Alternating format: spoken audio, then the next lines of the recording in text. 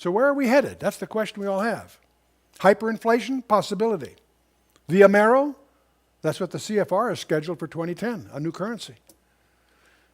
Fascism, we need to know what that means. Some people say this is the end of money. The money supply in our first 354 years was about $1 trillion. 2006, we needed another trillion. 2008, another trillion. 2009, in just 4 weeks, we've added more than 2 trillion. I could argue 12 from a lot of reasons. 2010, another 10.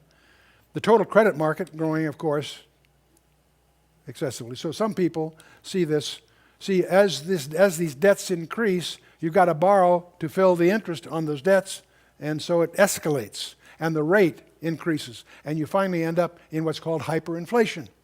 Has that ever happened? Boy, has it. Here is a couple of dozen nations that went through that in recent years.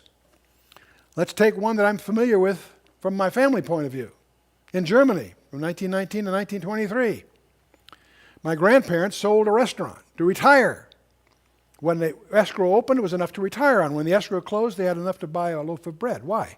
Because in food prices doubled every 49 hours.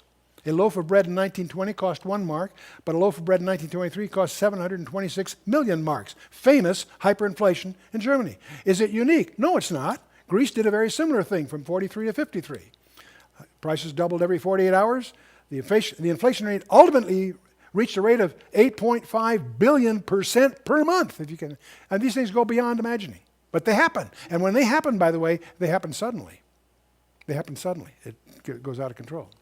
And there's a lot of others we go through. I'll spare you that. But there's another thing that we need to understand. The Amero, that's a proposed currency to replace the US dollar, the Canadian dollar, and the Mexican peso. It assumes a North American Union. And one of the disturbing discoveries, of course, is that the Bush administration secretly was preparing to do that. And the ultimate goal here would have been a common currency for North America.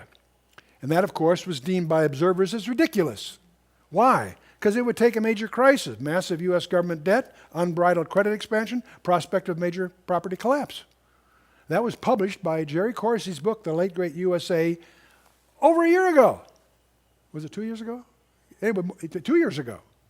And he was at our international conference, and we recorded those speeches back then. When you start looking at this is why some people believe that this crisis we're experiencing is deliberate. It's been engineered to accomplish a larger goal by the globalists. That's a view that you're going to at least understand. Not necessarily agree with, but it's a possibility.